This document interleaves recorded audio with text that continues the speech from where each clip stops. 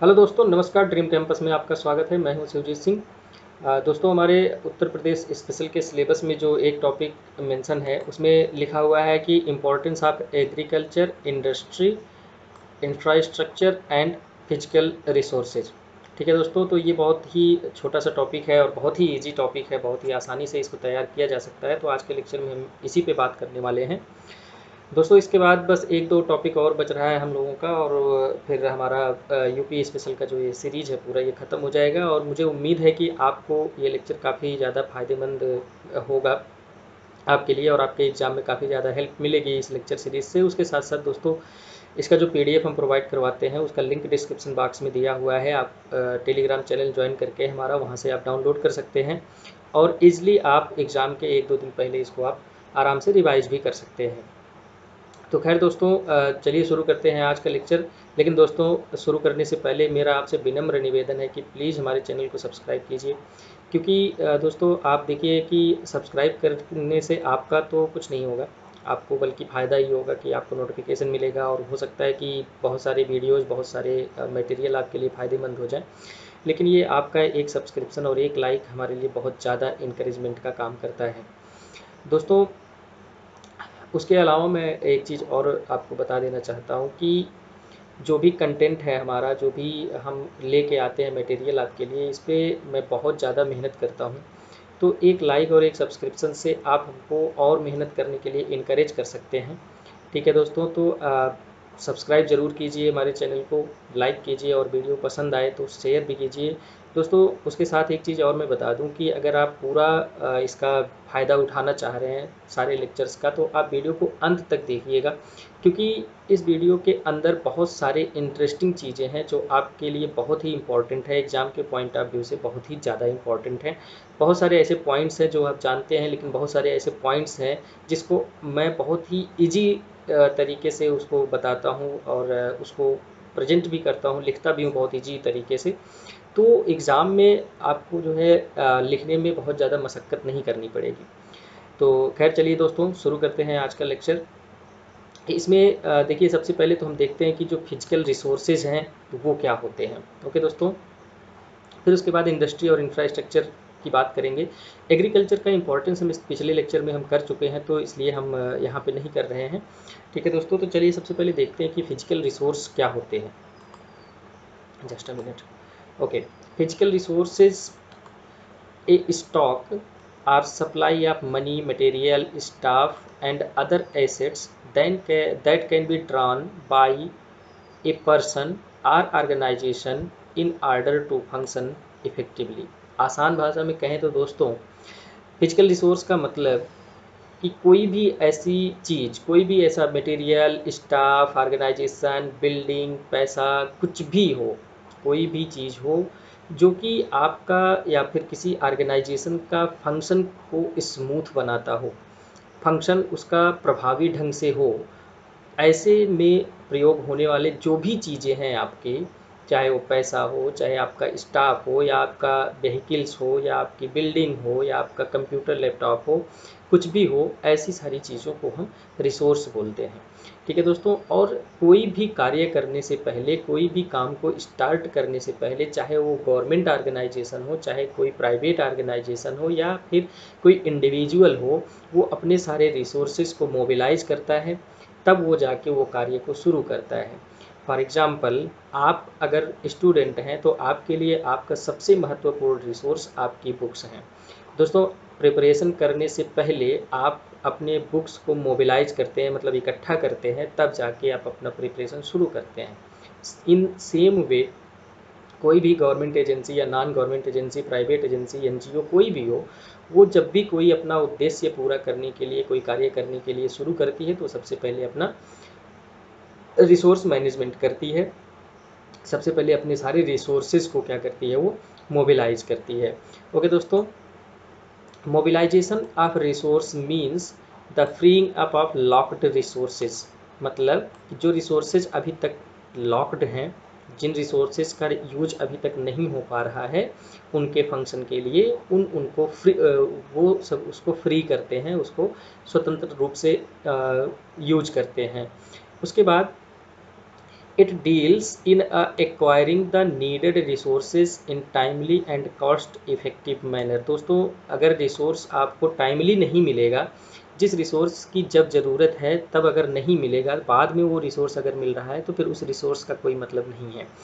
और उसके साथ साथ जो रिसोर्स मोबिलाइजेशन होना चाहिए वो कैसा होना चाहिए, कॉस्ट इफ़ेक्टिव होना चाहिए। मतलब ये कि उसको एज पॉसिबल एज की कम कास्ट देकर ही आप उसको प्राप्त कर सकें, ऐसा कोशिश करना चाहिए जब आप रिसोर्सेज का मोबिलाइजेशन कर रहे हों। उसके बाद दोस्तों ये देखिए, ये एक्स्ट्रा है मानता हूँ मैं, लेकिन आप जान लीजिए कि एक अगर मान लीजिए कहीं पे आ गया क्वेश्चन, या फिर कहीं किसी भी क्वेश्चन में आप अगर इनडायरेक्टली यूज़ करना चाहते हैं तो यूज़ कर सकते हैं टाइप्स ऑफ रिसोर्सेज। इसमें दोस्तों सबसे पहला होता है कि मोरल। ठीक है, मोरल रिसोर्सेज का मतलब resources available to the SMO such as solidarity support. SMO का क्या मतलब होता है दोस्तों, आप हमारे कमेंट बॉक्स में बताइए, क्योंकि ये बहुत इस समय चर्चा में है। तो काफ़ी ज़्यादा इसका यूज हो रहा है इस समय सोशल मीडिया में। चलिए इतना हिंट तो हम आपको दे ही दिए हैं कि ये सोशल मीडिया से रिलेटेड है। तो आप जो है इसका फुल फॉर्म हमको कमेंट बॉक्स में लिख के बताइए दोस्तों। इससे हमको ये भी पता चलेगा कि हाँ आप हमारे एक्टिव व्यूअर हैं, आप हमारे इंटरेस्ट के साथ हमारे वीडियोस देखते हैं। तो जो मोरल रिसोर्सेज है दोस्तों, उसमें मोरल चीज़ें होती हैं। ठीक है दोस्तों, जैसे सॉलिडेरिटी सपोर्ट, मतलब ये कि अगर मान लीजिए आप कोई काम करना शुरू कर रहे हैं और आपको मोरली कोई सपोर्ट कर रहा है, कि वो खाली इतना कह रहा है कि हाँ ठीक है भाई आप करो, मैं आपके साथ हूँ। ठीक है, तो इसको हम सॉलिडेरिटी बोलते हैं। उसके साथ साथ legitimacy and sympathetic support. Legitimacy का मतलब ये होता है कि आपके काम को कोई वैधता दे दे, कि हाँ ठीक है भाई, दो जो काम तुम कर रहे हो वो वैध है, उसको आप कार्य करो। फिर उसके बाद सिंपैथेटिक सपोर्ट, मतलब हाँ आपके प्रति लोग संवेदना व्यक्त करें, कि आपके प्रति लोग संवेदनशील रहें, आपके कार्य को लेकर के संवेदनशील रहें। तो ये जो सारे सपोर्ट होते हैं, आपको जो सारे सपोर्ट्स आपको मिलते हैं, ये आपके मोरल रिसोर्सेज होते हैं। These resources can be easily retracted making them less accessible than other resources. Okay दोस्तों, उसके बाद आपका आता है कल्चरल रिसोर्सेज। जैसे इसमें कल्चरल रिसोर्स का मतलब कोई भी ऐसी जानकारी, कोई भी ऐसा नॉलेज जो कि आपके पास ट्रेडिशनली है। ठीक है दोस्तों, आपके बिहेवियर की वजह से, आपकी सोसाइटी की वजह से, आपका जो बैकग्राउंड रहा है उसकी वजह से जो आपके पास स्किल, नॉलेज, इन्फॉर्मेशन है, उसको हम कल्चरल रिसोर्स बोलते हैं। उसके बाद दोस्तों सोशल ऑर्गेनाइजेशनल रिसोर्स। इसमें ऐसे रिसोर्स होते हैं कि जो कि आपका मैसेज को डिलीवर करने में, मैसेज को स्प्रेड करने में जो भी आपके रिसोर्सेज हैं, हेल्पफुल हैं, उनको हम सोशल या ऑर्गेनाइजेशनल रिसोर्स बोलते हैं।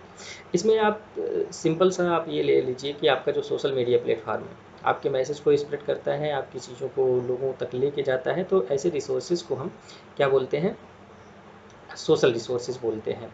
ओके दोस्तों, इसमें बहुत सारी चीज़ें आती हैं, जैसे होल्डिंग कम्युनिटी मीटिंग्स। आप कम्युनिटी मीटिंग अभी तो मान लीजिए डिजिटल एरा है, तो आप इसको फेसबुक, व्हाट्सएप, ट्विटर, इन सबको ले सकते हैं, जहां से आप अपने मैसेज को स्प्रेड कर सकते हैं। उसके बाद दोस्तों मटेरियल रिसोर्स होता है, आप यहाँ पे समझ सकते हैं कि इसमें फाइनेंशियल और physical capital like office space, money और इक्विपमेंट, सप्लाईज, ये सब सारी चीज़ें यहाँ पे आती हैं। उसके बाद दोस्तों है ह्यूमन रिसोर्स। ऑब्वियसली ह्यूमन, जो भी आदमी किसी ऑर्गेनाइजेशन में काम कर रहा है, किसी काम को करने के लिए जितने भी आदमी की ज़रूरत पड़ती है, उसको हम ह्यूमन रिसोर्स बोलते हैं। इसमें आपका जो लेबर है, ठीक है दोस्तों, एक्सपीरियंस है, ये भी, जैसे मान लीजिए कोई पुराने लोग हैं, उनके पास अच्छा एक्सपीरियंस है, तो ये भी एक ह्यूमन रिसोर्स है। और किसी का कोई स्किल है, एक्सपर्टीज़ है, ठीक है दोस्तों, तो ये सब चीज़ें क्या हैं, ह्यूमन रिसोर्स के रूप में देखी जाती हैं। ओके दोस्तों, ये ऐसे रिसोर्सेज हैं जो कि सबसे ज़्यादा टेंजिबल है, मतलब इनको आसानी से आइडेंटिफाई किया जा सकता है और बहुत ही आसानी से इनको क्वांटिफाई भी किया जा सकता है। मतलब ये क्वांटिफिकेशन का मतलब ये होता है कि किसी भी चीज़ के क्वांटिटी या क्वालिटी में इम्प्रूवमेंट करना, इसको हम क्वांटिफाई करना बोलते हैं। और ये सबसे ज़्यादा टेंजिबल इसलिए है क्योंकि जो भी ऑफिस स्पेस है या पैसा है, तो आप उसको एक्सेस थोड़ा सा इजी नहीं होता है, लेकिन ह्यूमन रिसोर्स है, उनको आप अच्छे से, क्योंकि सामने आपके ह्यूमन है, तो आप उसको समझा सकते हैं। ठीक है दोस्तों, आप उसको बता सकते हैं कि हमको इस तरह के स्किल्स की ज़रूरत है, इसलिए आप जो है ऐसे स्किल्स को डेवलप कीजिए। उसके बाद दोस्तों देखते हैं कि जो हमारा रिसोर्सेज है उनका इम्पोर्टेंस क्या होता है। बहुत ही जनरल पॉइंट है और मुझे नहीं लगता कि डायरेक्ट क्वेश्चन पूछेगा, लेकिन हाँ इनडायरेक्टली ये सब चीज़ें आपके लिए बहुत ही जगह है, केवल यूपी स्पेशल में ही नहीं, पूरे पेपर 3 में, पूरे पेपर 2 में, पूरे पेपर 1 में और पूरे पेपर 4 में, उसके साथ साथ एसए में भी आप इन सब चीज़ों को, बहुत ही सिंपल पॉइंट्स हैं, एक बार आप देखेंगे आपको समझ में आ जाएगा और सारी जगह आप इसको यूज कर सकते हैं। तो सबसे पहले देखिए जो रिसोर्सेज का इम्पोर्टेंस है वो क्या है। Ensure the continuation of your organisation service provision to the clients. ये थोड़ा सा दोस्तों प्राइवेट ऑर्गेनाइजेशनल के पॉइंट ऑफ व्यू से लिखा गया है, लेकिन आप इसको गवर्नमेंट के ऑफिस के उसमें देख सकते हैं कि आपका जो भी रिसोर्सेज है, अगर आपके पास एफिशिएंट रिसोर्स है तो आपका जो भी कोई फंक्शन है, जो भी कोई विजन है, मिशन है, आप उसको कंटिन्यू कर सकते हैं बिना किसी बाधा के। उसके बाद सपोर्ट्स ऑर्गेनाइजेशनल सस्टेनेबिलिटी। ऑब्वियसली अगर आप एक छोटा सा एग्जाम्पल ले लीजिए कि अगर आपको आपके ऑफिस में वाटर की ज़रूरत है और वाटर कंटिन्यू आपको मिल रहा है ऑप्टिमम लेवल पे जितनी ज़रूरत है, तो आपका जो फंक्शनिंग है वो सस्टेनेबल बना रहेगा, मतलब कि आगे वो चलता रहेगा। ठीक है दोस्तों, अगर पानी का अभाव हो गया तो आपका काम शायद जो पानी की वजह से होना है वो रुक जाएगा। ये एक सिंपल सा एग्जांपल है। उसके बाद allows for the improvement scale up of products and service of the organisation currently provides. Obviously दोस्तों ये आपका जो भी प्रोडक्शन है, प्रोडक्ट है, उसकी क्वालिटी, क्वांटिटी, अमाउंट और कॉस्ट इफेक्टिवनेस, सब सारी चीज़ों में क्या करेगा, इम्प्रूवमेंट करता है। उसके बाद both in the public and private sector must be in the business of generating new business to stay in business. Obviously देखिए इसमें ये भी हमने बताया ना कि ये थोड़ा सा मैनेजमेंट के पॉइंट ऑफ व्यू से लिखा गया है। तो आप लेकिन इतना समझ लीजिए कि जो भी ऑर्गेनाइजेशन है, अगर उसके पास रिसोर्सेज हैं तो वो कभी भी नए बिजनेस को शुरू कर सकता है। मतलब ये कि गवर्नमेंट के पास अगर पैसा है और सारी फैसिलिटीज़ हैं और सारे रिसोर्सेज हैं, तो वो हमेशा क्या कर सकता है कि नई पॉलिसीज़ ले आ सकता है, नई स्कीम्स ले आ सकता है, उसको इम्प्लीमेंट अच्छे से कर सकता है। ठीक है दोस्तों, तो रिसोर्स के अभाव में ये सब चीज़ें नामुमकिन सी होंगी। ठीक है दोस्तों, आगे हम देखते हैं कि इंडस्ट्रीज़। अगला जो हमारा टॉपिक था वो था इम्पोर्टेंस ऑफ इंडस्ट्रीज़। तो इंडस्ट्री क्या होती है? An industry is a sector that produces goods or related services within an economy. कोई भी ऐसा सेक्टर जो कि गुड्स या सर्विसेज का प्रोडक्शन कर रहा है किसी भी अर्थव्यवस्था में, तो उसको हम इंडस्ट्री बोलते हैं। ये सिंपल सा परिभाषा, इंडस्ट्री हर कोई जानता है, लेकिन अगर उनको कहो कि इंडस्ट्री को एक लाइन में डिफाइन करो, तो मैं गारंटी देता हूँ दोस्तों कि बहुत सारे लोग हैं जो कि अटक जाएंगे और वो लिख नहीं पाएंगे। ठीक है, अब देखते हैं कि इसका इम्पोर्टेंस क्या है। अगर इंडस्ट्रियलाइजेशन होता है तो ये रैपिड ग्रोथ होता है, किसमें? इनकम में। कैसे दोस्तों? अगर हम एग्रीकल्चर की बात करें तो एग्रीकल्चर में लोग रहते हैं, लेकिन उसमें जो मार्केट सरप्लस होता है वो काफ़ी कम होता है। लेकिन जो इंडस्ट्री होती है उसमें जो लोग एम्प्लॉयड होते हैं उनका जो इनकम होता है वो काफ़ी अच्छी होती है, मतलब कंटिन्यू होती है, तो जिससे उनका क्या होता है कि इनकम इंक्रीज होता है अगर हम एग्रीकल्चर से कंपेयर करें तो। उसके बाद दोस्तों ऑब्वियसली जो इंडस्ट्रीज़ होती हैं वो लोगों को एम्प्लॉयमेंट देती हैं। दोस्तों एम्प्लॉयमेंट की अगर हम बात करें तो एम्प्लॉयमेंट हमको एग्रीकल्चर में भी मिलता है, लेकिन काफ़ी हद तक एग्रीकल्चर में हम देखते हैं कि डिस्गाइज्ड एम्प्लॉयमेंट होता है।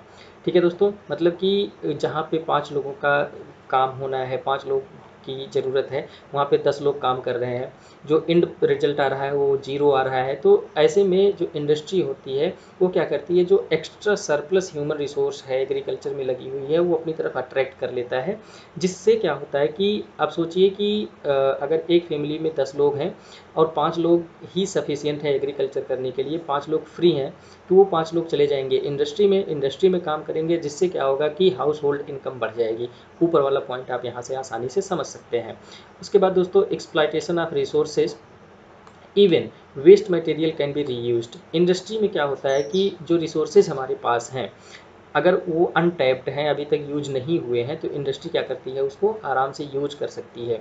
उसके साथ साथ दोस्तों जो वेस्ट मटेरियल होता है, एग्रीकल्चर का होता है या फिर किसी अदर इंडस्ट्री का होता है, उसको हम क्या कर सकते हैं कि इंडस्ट्री में रीयूज कर सकते हैं, मतलब कि वेस्ट मटेरियल का भी मैनेजमेंट हम कर सकते हैं। उसके बाद दोस्तों ऑब्वियसली ये बहुत ही कॉमन पॉइंट है कि फॉरेन एक्सचेंज। फिर उसके बाद डेवलपमेंट ऑफ एग्रीकल्चर। कैसे?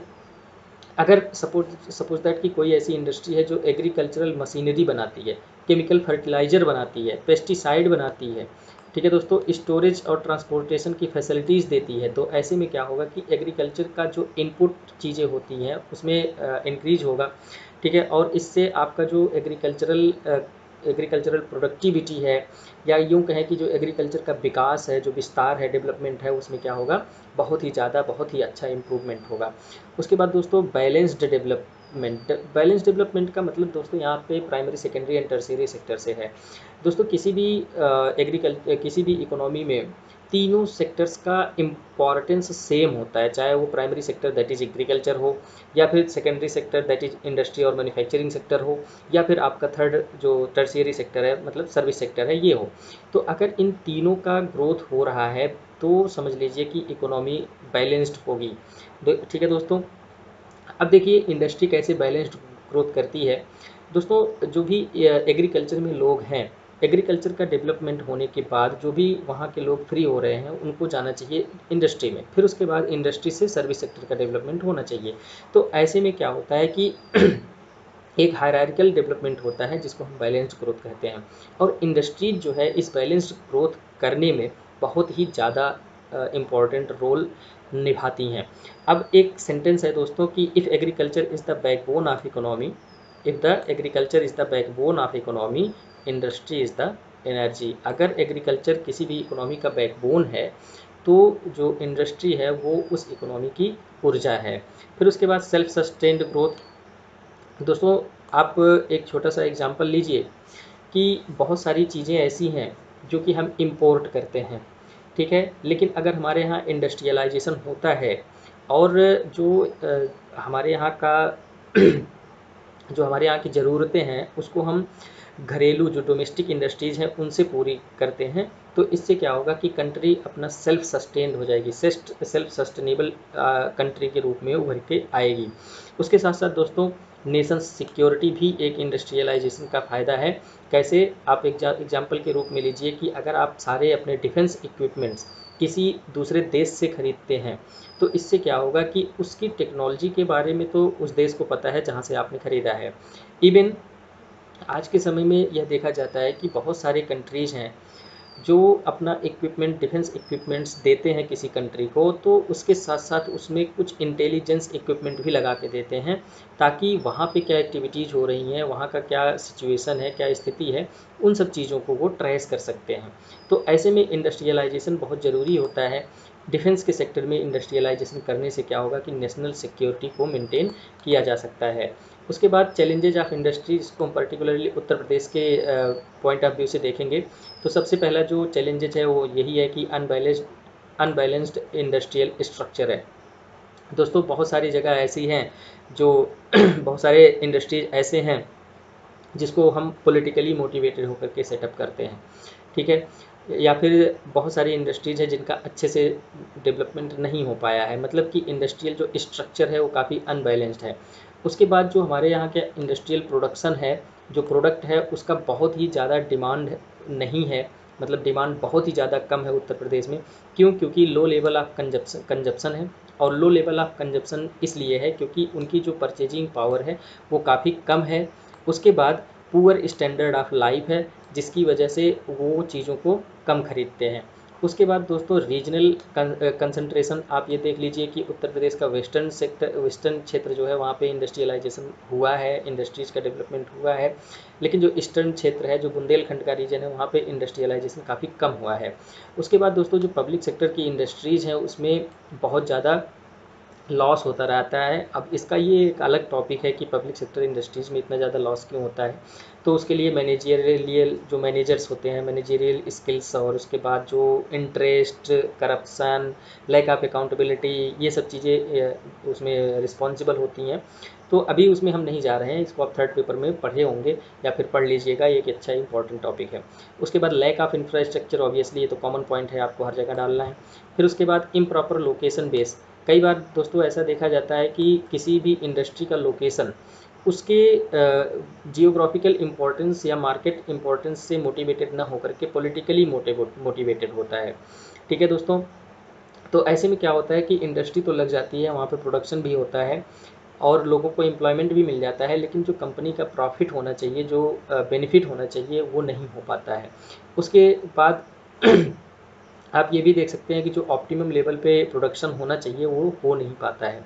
तो इससे क्या होता है कि उनकी क्वालिटी कम हो जाती है, और क्वालिटी जब कम हो जाती है तो मार्केट वैल्यू उनकी गिर जाती है। उसके बाद दोस्तों उत्तर प्रदेश में एक बहुत बड़ा ये प्रॉब्लम है कि लैक ऑफ कैपिटल। यहाँ के जो इन्वेस्टर्स हैं वो उत्तर प्रदेश में इन्वेस्ट नहीं करना चाहते हैं, और वो बाहर जाके इन्वेस्ट करना चाहते हैं। अगर गवर्नमेंट भी इन्वेस्ट करना चाहती है किसी भी इंडस्ट्री को सेटअप करने में, तो उनके पास और भी अदर जो कोर सेक्टर, जो सोशल वेलफेयर प्रोग्राम्स है, उसके लिए भी बहुत पैसा खर्च करना पड़ता है। इसलिए जो कैपिटल इंडस्ट्री में इन्वेस्ट करना चाहिए उसके लिए काफ़ी कम पैसा बचता है। उसके बाद shortage of the industrial raw materials.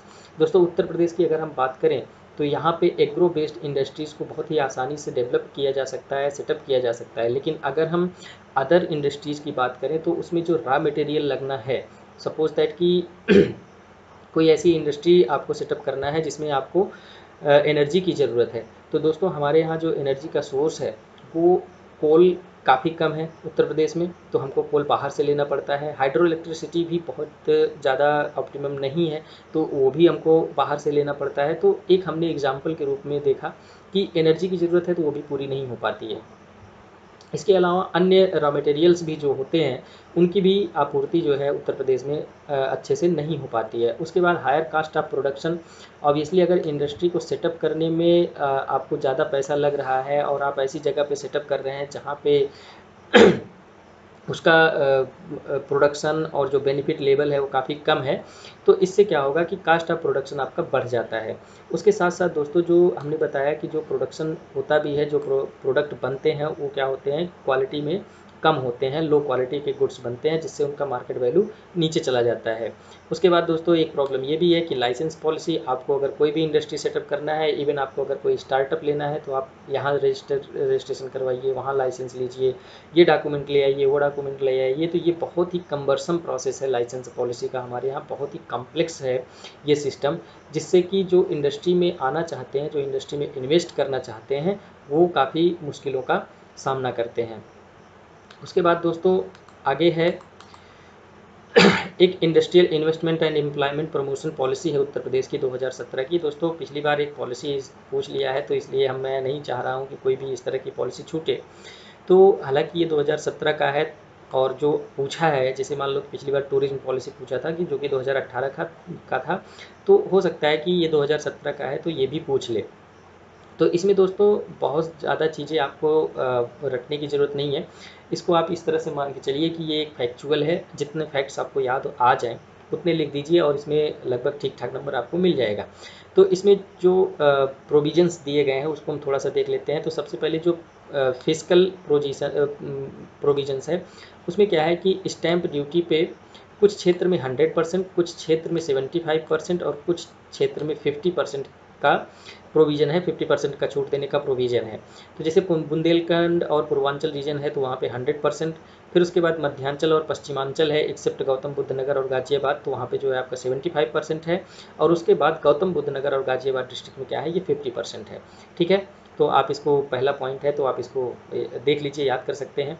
फिर उसके बाद EPF रीइम्बर्समेंट का मतलब होता है अदायगी। दोस्तों इसमें क्या है कि गवर्नमेंट ऐसा कोशिश करती है कि देखिए, जब भी कोई एम्प्लॉयर होता है, जब भी कोई कंपनी का मान लीजिए कि ओनर है, वो अगर किसी को हायर करता है काम करने के लिए, तो जो कंपनी होती है वो एम्प्लॉयर के जो एम्प्लॉई है, उसका जो काम करने वाला व्यक्ति है, उसके EPF अकाउंट में कुछ परसेंटेज कंट्रीब्यूट करता है, और कुछ परसेंटेज उसमें जो है आपका जो एम्प्लॉई है उसके अकाउंट से कंट्रीब्यूट होता है। तो फिर बाद में जब वो रिटायर होता है तो सब ये जोड़ जाड़ के उसको दे दिया जाता है। तो गवर्नमेंट ने कहा कि facility to extent of 50% employers contribution to the units providing direct employment to 100 or more unskilled worker. ऐसे इंडस्ट्रीज जो 100 या उससे अधिक अनस्किल्ड वर्कर्स को नौकरी देता है, उसके 50% एम्प्लॉयर कंट्रीब्यूशन का जो कंट्रीब्यूशन होगा वो उत्तर प्रदेश गवर्नमेंट देगी। तो काफ़ी अच्छा इनिशिएटिव है कि अगर मान लीजिए कोई व्यक्ति है, इंडस्ट्री सेटअप कर रहा है, 100 अनस्किल्ड लोगों को नौकरी दे रहा है, और सपोज दैट कि उसको 500 रुपया हर महीना जो उसका एम्प्लॉई है उसके अकाउंट में देना है, तो गवर्नमेंट क्या करेगी कि 250 रुपया गवर्नमेंट दे देगी, तो जो आपका मालिक है उसको केवल 250 रुपये ही देना है। अदरवाइज उसको कितना देना होता है, 500 रुपये। तो ये काफ़ी अच्छा इनिशिएटिव है, काफ़ी अच्छा प्रोविज़न है, इससे इंकरेजमेंट मिलेगी जो भी इंडस्ट्रियलिस्ट है। ठीक है दोस्तों, उसके बाद कैपिटल इंटरेस्ट सब्सिडी है 5% पर एनम का। ठीक है, फिर उसके बाद इंफ्रास्ट्रक्चर इंटरेस्ट सब्सिडी है 5% पर एनम का 5 साल के लिए। फिर उसके बाद इलेक्ट्रिसिटी ड्यूटी है 100% exemptions to all new industrial unit setup in the state for the 10 years. जो भी नई इंडस्ट्री बनेंगी उसमें जो इलेक्ट्रिसिटी ड्यूटी है उसको पूरी तरह से माफ़ कर दिया जाएगा। कितने दिन के लिए, 10 साल के लिए। फिर उसके बाद इलेक्ट्रिसिटी ड्यूटी जो लगती है उसको 100% एग्जेप्शन दिया गया है to all new industries unit providing electricity from captive power plant for self use for 10 years. ऐसे सारे इंडस्ट्रीज जो कैप्टिव पावर को यूज करते हैं अपनी यूज के लिए, उन ऐसी इंडस्ट्रीज़ को भी इलेक्ट्रिसिटी ड्यूटी में 100% का एग्जेम्पशन होगा, छूट होगा। कितने साल के लिए, 10 साल के लिए। उसके बाद mandi fee 100% exemptions to new food processing units on purchase of raw material for 5 years. कोई भी फूड इंडस्ट्री है, फूड प्रोसेसिंग यूनिट है, अगर वो यूनिट अपना लगाती है तो उसका जो मंडी फ़ी होती है उसको 100% माफ़ किया जाएगा। कितने साल के लिए, 5 साल के लिए। ठीक है दोस्तों, तो ये बहुत ही जनरल पॉइंट्स मैं यहाँ पे इंक्लूड किया हूँ, ऐसे पॉइंट्स जो कि लेजिटिमेट भी हों और आप उसको आसानी से समझ भी सकें और आसानी से लिख भी सकें। ठीक है दोस्तों, वैसे तो अगर आप ये इंडस्ट्रियल पॉलिसी में पूरा खोला था तो पूरा PDF था, 38 से शायद 38 पेज का था। तो ऐसे में तो सारा सब कुछ नहीं लिखा जा सकता है, तो उसमें हमने कुछ छाट के ऐसा लिखा है कि जो उसकी आसानी से समझा जा सके और आसानी से लिखा जा सके। उसके बाद दोस्तों इसमें है कि जो अगर कोई एम्प्लॉयमेंट जनरेशन कर रहा है तो उसको भी कुछ इंसेंटिव्स दिए जाएंगे, जैसे units generating minimum employment of 200 direct workers including skilled and unskilled will be provided 10% additional EPF reimbursement facility on employers contribution। ऐसे कोई भी इंडस्ट्री जिसमें 200 से ज़्यादा या 200 से ज़्यादा डायरेक्ट या इनडायरेक्ट स्किल्ड या नॉन स्किल्ड वो नौकरी जनरेट करता है, तो उसका जो EPF हमने रीइम्बर्समेंट देखा था 50% का, उसमें ये कह रहा है कि 10% हम एडिशनल जो है देंगे आपको रीइम्बर्समेंट। वहाँ पे 100 ही था, लेकिन अगर आप 200 जनरेट करते हैं तो आपको 10% का फ़ायदा और मिलेगा। उसके बाद दोस्तों उसके साथ साथ incentives for the private sector, industrial parks और स्टेट्स, प्राइवेट सेक्टर को भी बढ़ावा देने की बात की गई है। फिर उसके बाद जो मेगा इन्वेस्टमेंट्स है उसको भी प्रमोट करने की बात की गई है। Projects in mega categories like mega, mega plus, super mega will be processed on case by case. इसमें देखिए इसीलिए हम कोई प्रोविज़न नहीं लिखे क्योंकि ये केस बाय केस है। किस तरह की इंडस्ट्री है, मेगा प्लस है या सुपर मेगा है, तो केस बाय केस उनको इंसेंटिव दिया जाएगा। उसके बाद दोस्तों SC ST वीमेन और डिफरेंटली एबल जो इंटरप्रेन्योर्स हैं, जो स्टार्टअप करने वाले हैं, उनको अलग से ट्रीटमेंट दिया जाएगा, उनको अलग से प्रमोट किया जाएगा। तो ये एक इंडस्ट्रियल पॉलिसी थी 2017 की उत्तर प्रदेश सरकार की, तो आप इसको ध्यान में रखिएगा। ठीक है दोस्तों, आगे बढ़ते हैं, इंफ्रास्ट्रक्चर की बात करते हैं। इंफ्रास्ट्रक्चर क्या होता है? Infrastructure refers to the facilities, activities and services which support operation and development of other sectors of economy। कोई भी ऐसी चीज़ जो अन्य सेक्टर्स होते हैं इकोनॉमी के, जो अन्य सेक्टर्स हैं उसके एक्टिविटीज़ और सर्विसेज को सपोर्ट करता है, उसके ऑपरेशन और डेवलपमेंट में अपना रोल प्ले करता है, उसको हम इंफ्रास्ट्रक्चर कहते हैं। ठीक है, ये फैसिलिटीज़ या activities and services help increasing in the overall productivity in the economy. बिना इंफ्रास्ट्रक्चर के आपका जो प्रोडक्टिविटी है वो नहीं हो पाएगी। तो इंफ्रास्ट्रक्चर क्या करता है कि ऐसे फैसिलिटीज़ प्रोवाइड करवाता है, ऐसी सुविधाएं प्रोवाइड करवाता है जिससे इकोनॉमी की प्रोडक्टिविटी इंक्रीज होती है। ठीक है, अब जैसे इसमें क्या हो सकता है कि जो इंफ्रास्ट्रक्चर है आपका, रेलवे है, रोड्स है, शिप्स हैं, एयरवेज है, कम्युनिकेशन है। ठीक है दोस्तों, तो ये सब क्या है, आपके इंफ्रास्ट्रक्चर है। दे आल्सो इंक्लूड एनर्जी है, बैंकिंग है। ठीक है दोस्तों, फिर उसके बाद साइंस एंड टेक्नोलॉजी है, हेल्थ है, एजुकेशन है। ठीक है, तो अदर पब्लिक यूटिलिटी कंसर्न्स, ये सब सारी चीज़ें क्या हैं, आपके इंफ्रास्ट्रक्चर हैं। इंफ्रास्ट्रक्चर को दोस्तों एक टर्म दिया जाता है कि सोशल एंड इकोनॉमिक ओवरहेड्स बोलते हैं इनको। ठीक है, आगे देखते हैं कि जो हमारे इंफ्रास्ट्रक्चर हैं उनके टाइप्स देख लेते हैं। तो जो ब्रॉड रूप से इनको कैटेगराइज किया गया है वो 2 कैटेगरी में किया गया है। पहला आपका है सोशल इंफ्रास्ट्रक्चर सोशल इंफ्रास्ट्रक्चर ऐसे होते हैं कि जो कि सोशली यूज़ होते हैं, सोशली उनका इम्पोर्टेंस होता है। तो इसमें देख लीजिए जैसे एजुकेशन है, हाई मतलब हायर लेवल पे इसमें सोशल इन्वॉल्वमेंट होता है। फिर उसके बाद हेल्थ एंड सैनिटेशन है, ड्रिंकिंग वाटर है, ठीक है, डायरेक्ट सोसाइटी को फ़ायदा दे रहा है, हाउसिंग है, सीवरेज है, ठीक है दोस्तों। तो ये सब क्या है, आपके सोशल इंफ्रास्ट्रक्चर हैं। सोशल इंफ्रास्ट्रक्चर दोस्तों इनका जो इफ़ेक्ट होता है, इनका जो इम्पैक्ट होता है, ये इमीडिएट नहीं होता है, या फिर यूँ कह लीजिए कि इनका जो इम्पैक्ट होता है वो डायरेक्ट नहीं होता है, इसको काफ़ी बाद में देखा जाता है, लॉन्ग टर्म में देखा जाता है, लॉन्ग रन में देखा जाता है। तो ये लॉन्ग रन ग्रोथ को क्या करते हैं, प्रमोट करते हैं, ठीक है। जैसे एग्जांपल के रूप में ले लीजिए कि अगर हेल्थ और सैनिटेशन पे गवर्नमेंट पैसा खर्च कर रही है, तो आज अगर पैसा खर्च कर रही है तो आज ही उसका इम्पैक्ट हमको देखने को नहीं मिलेगा, लेकिन हो सकता है कि 1 साल बाद, 2 साल बाद, 4 साल बाद उसका इम्पैक्ट हमको देखने को मिले। एग्जाम्पल के रूप में आप यहाँ पे स्वच्छ भारत मिशन का उदाहरण लिख सकते हैं। उसके बाद दोस्तों अगला जो होता है वो है हमारा फिजिकल इंफ्रास्ट्रक्चर। फिजिकल इंफ्रास्ट्रक्चर्स ऐसे इंफ्रास्ट्रक्चर्स होते हैं जो कि इकोनॉमी को डायरेक्टली सपोर्ट करते हैं, ठीक है दोस्तों। अब इसमें जैसे मान लीजिए road, rail, telecommunication, technology, finance, transportation, irrigation, energy, ये सब सारी चीज़ें आती हैं। तो ये सब क्या है कि ऐसे इंफ्रास्ट्रक्चर्स हैं जिनका रोल डायरेक्ट होता है। आज अगर इनको दिया गया तो आज ही उनका इम्पैक्ट देखने को मिल जाता है। सपोज दैट कि कोई इंडस्ट्री है जिसको एनर्जी की ज़रूरत है, तो आज ही उसको आप एनर्जी देंगे तो आज ही उसका आउटकम आपके सामने निकल के आ जाएगा, ठीक है दोस्तों। तो ये ज़्यादा डायरेक्ट इन्वॉल्वमेंट दिखाते हैं किसी भी कंपनी या किसी भी इंडस्ट्री के प्रोडक्शन में। उसके बाद हम देखते हैं कि इंफ्रास्ट्रक्चर के जो इम्पॉर्टेंस है वो क्या क्या है। ऑब्वियसली इसमें बहुत ज़्यादा हमको एक्सप्लेन करने की ज़रूरत नहीं है। Smooth functioning of economy, development of agriculture, development of industry, promotion of investment, improvement in productivity, employment generation, sorry यहाँ पे स्पेलिंग मिस्टेक है। उसके बाद development of backward regions, social change, GDP growth, ठीक है दोस्तों। एंड लास्ट में आप लिख सकते हैं कि all round development and overall development. Okay दोस्तों, तो आज के लेक्चर में हमने देखा कि जो हमारा सोशल जो इंफ्रास्ट्रक्चर है, जो इंडस्ट्री है, उनका क्या इंपॉर्टेंस है। उसमें कुछ हम चैलेंजेस भी देखे कि उसके डेवलपमेंट में क्या क्या चैलेंजेस हो सकते हैं, और उसके साथ साथ हमने उत्तर प्रदेश की पॉलिसी भी देख ली है। दोस्तों अगला जो हमारा लेक्चर होगा उसमें हम देखेंगे स्टेट बजट। एक ये टॉपिक अपने थर्ड पेपर में मेंशन किया गया है, स्टेट बजट। तो इसमें हम मुख्य रूप से देखेंगे कि जो भी लेटेस्ट बजट है अभी मतलब 2020-2021 का, उसमें मुख्य फोकस गवर्नमेंट का कहाँ रहा है, किस सेक्टर में रहा है, और अगर कोई कमियां हैं या कोई भी एडवाइस है, कोई वे फॉरवर्ड है, तो उसके बारे में हम लोग देखेंगे, ठीक है दोस्तों। उसके बाद बस एक टॉपिक बचेगा जो कि आपका स्किल डेवलपमेंट का है। कोशिश करूंगा कि मैं उसको इसी अगले लेक्चर में ही उसको मैं इंक्लूड कर लूँगा, और अगला लेक्चर हमारा लास्ट लेक्चर होगा, तो आपका सारा सिलेबस कंप्लीट हो जाएगा। दोस्तों आज का लेक्चर मैं यहीं पे कंक्लूड कर रहा हूँ। अब बस वही है कि एक और बार मैं आपसे यही रिक्वेस्ट करूंगा कि प्लीज़ सब्सक्राइब ज़रूर कीजिए, और अभी तक अगर आप देख के आपको वीडियो पसंद आई हो तो लाइक ज़रूर कीजिएगा, शेयर ज़रूर कीजिएगा, और जो भी कोई सजेशन है या फिर अगला आपका क्या अपेक्षा है, क्या रिक्वायरमेंट है, क्या नीड है हमसे, वो चीज़ हमको आप बताइए, तो हम उस पर अपना वीडियो या लेक्चर को लेके आएंगे।